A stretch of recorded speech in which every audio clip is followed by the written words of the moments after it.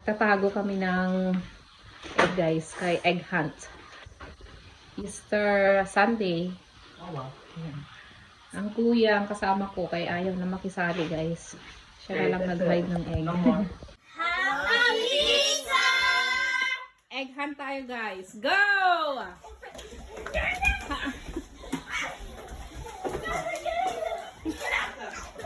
Nag-egg hunt kami guys. Dito lang sa loob ng house. Under the table. Look. Baka nasa table. Busy si Frozen sa pagkain niya. Wala na?